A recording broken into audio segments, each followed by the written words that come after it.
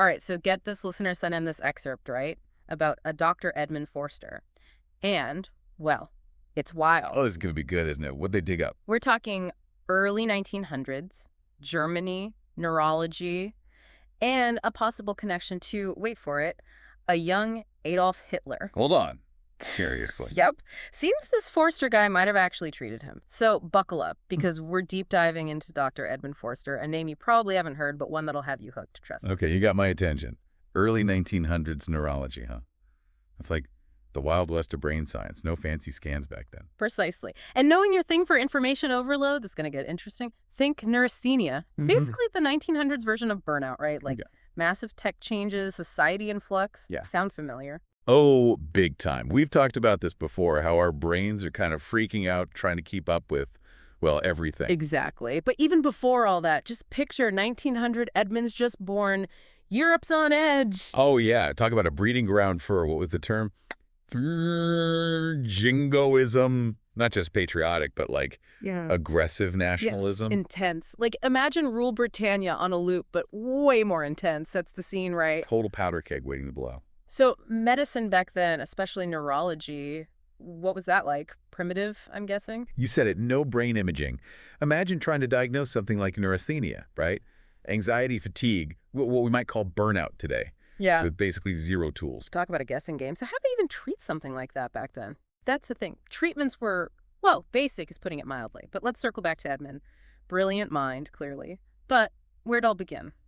What was his upbringing like? Well, his dad, Franz Joseph, was a big deal scientist. Yeah. Huge believer in education, critical thinking.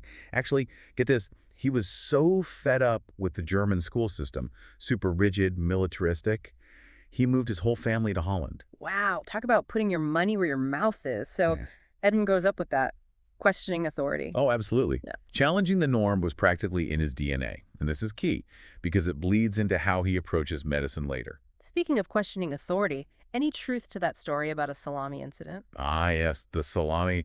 Let's just say young Edmund had a disagreement with a teacher's philosophy and expressed his dissatisfaction rather forcefully with the salami. Okay, that's a story you don't forget. Makes a statement, that's for sure. And that's Edmund in a nutshell. Bold, questioning everything. And this wasn't just some kid being a punk. This was core to who he was. It's what made him skeptical of just slapping a hysteria label on everything later on. He wanted a real physical explanation.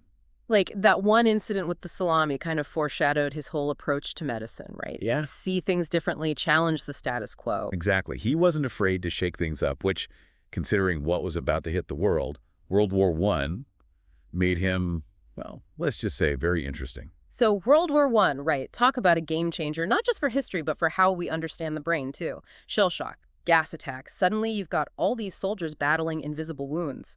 Oh, absolutely. World War I really threw a wrench into things. Suddenly, neurology's at the forefront, but the treatments, let's just say they were a product of their time. Yeah, no kidding. You've got this society that glorifies strength, sees mental struggle as weakness, and then these soldiers come back from the trenches dealing with, well, what we now call PTSD. And they were met with skepticism. Angry. Accused of malingering, of making it up. It's tough to imagine the stigma. Give us a sense of what these so-called treatments were actually like. Well, you had guys like Max Nunn, big shot neurologist, convinced hypnosis was the answer to everything. He'd travel around, putting on these big dramatic displays, hypnotizing soldiers right there on stage, making them relive traumatic experiences, then snapping them out of it. Seriously, they were doing this on stage like a performance? Yep.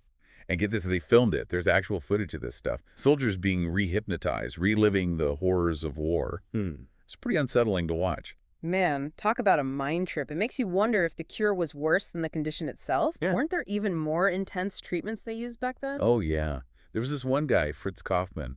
He was all about electric shock therapy. Electric shock? For shell shock? That's wild. Yeah, he'd basically give these traumatized soldiers jolts of electricity, claiming it would shock them back to their senses. It was a very forceful approach, to say the least. The whole medical mindset was very militaristic back then, doctors as drill sergeants, you know. It's wild to think about, especially knowing how we view these things now. But it really puts Edmund Forster's approach into perspective, right? This guy, surrounded by these extreme treatments, this push to toughen up, and he's skeptical. He's not buying the hysteria label so easily. Exactly. He was looking for those physical explanations, even when they were hard to find, especially with the limited tools they had. And this is key to understanding what might have gone down between him and the young Adolf Hitler. Okay, so set the scene for us. October 1918, the war's winding down, Germany's losing, and a young Hitler gets caught in a gas attack. Ends up at Passwalk Military Hospital, temporarily blinded. Now, this wasn't just any hospital, was it? No, Passwalk was where they sent soldiers suffering from war neurosis. Basically the catch-all term for, well, everything they didn't quite understand. But here's where it gets interesting. The type of gas that allegedly blinded Hitler. Still up for debate. Really, you'd think they'd know for sure what kind of gas it was. You'd think, right. But some accounts say mustard gas, which can have long-term effects on vision. Others say a different gas, something with more temporary effects. So was the blindness real? Psychosomatic? We're still not 100% sure. Wow. So you've got Hitler at Passwalk, unsure if he's actually blind or not, and enter Edmund Forster, he's a doctor there, right? Dealing with all these soldiers, these strange symptoms. Oh, imagine it. Passwalk's overflowing. Patients everywhere, exhibiting all sorts of bizarre symptoms. And here's Forster, this guy who hates jumping to conclusions, especially the hysteria one. He suspects there's something more going on, something neurological, even if they can't see it with their clunky tools. So while others are quick to write these guys off as weak or hysterical, Forster's looking for a real explanation. Exactly. And that brings us to the alleged hypnosis of Adolf Hitler. All right, lay it on us. What went down? So our main source for this is an account by Ernst Weiss, another physician, a friend of Forster's. Weiss claims Forster actually used hypnosis to treat Hitler's blindness. He describes Forster hypnotizing Hitler, suggesting that he'll see again. And lo and behold, Hitler's sight supposedly returns. Hold on, so are we saying Forster might have accidentally planted the seed for Hitler's whole destiny thing? It's a chilling thought, isn't it? This one interaction, this skeptical neurologist and a future dictator. Whether intentional or not, it adds a whole other layer to this story. Talk about a historical what if, but we're going to have to pause there for now. We'll pick up with Hitler's rise to power and what that means for Forster in the next part of our deep dive. So 1933 rolls around, Hitler's in charge, and it's like, man, knowing what we know now, it's kind of eerie, right?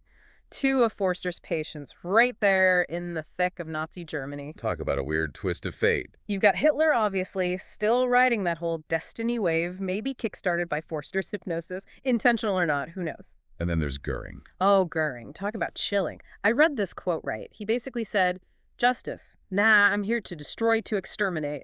Like, yikes. Foreshadowing much. No subtlety there. So where does that leave our guy, Edmund Forster? The scientist, the skeptic, in the middle of all this. Well, 1933 Germany, not exactly the place for reason and logic, was it? Yeah.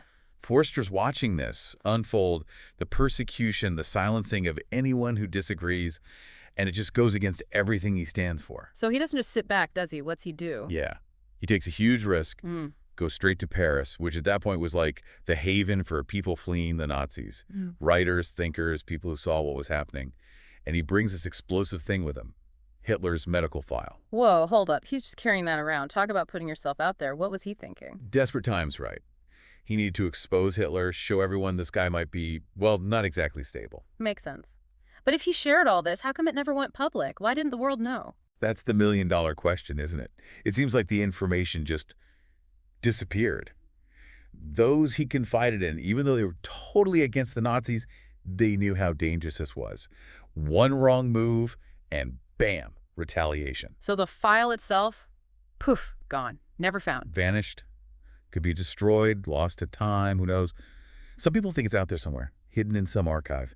A real historical mystery. And while all this is going down back in Germany, Forster's got other problems, right?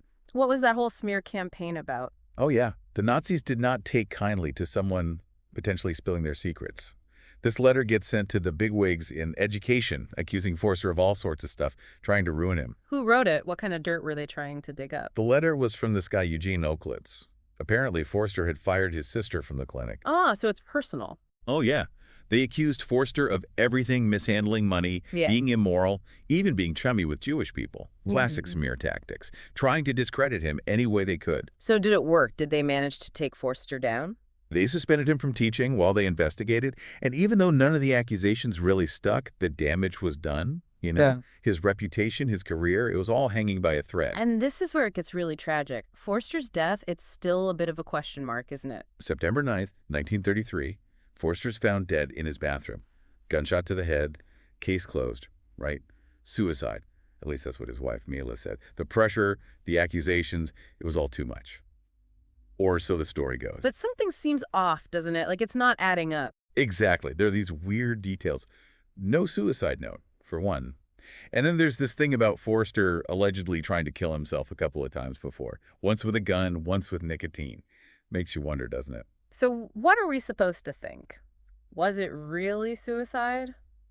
Or did the Nazis get to him? Silence him before he could say more? It's one of those historical mysteries we might never solve. The circumstances, the missing file, the accusations, it all points to something fishy, you know? Edmund Forster, man. Talk Mhm. about a story. Makes you think about the choices people make when the world goes crazy, the risks they're willing to take, and whether it's better to speak up, even if it means putting yourself in danger. He saw what was happening, knew it was wrong, and tried to do something about it. That takes guts, especially back then. Absolutely. And even if we don't have all the answers, remembering stories like his, digging into those forgotten corners of history, well, it's important, isn't it? Helps us understand how we got here, the twists and turns that led us to where we are. Big thanks to everyone for joining us for this deep dive, by the way. It's been a wild ride. And who knows, maybe someone out there listening has a piece of the puzzle. Maybe that file, that missing link, it's out there somewhere, just waiting to be found.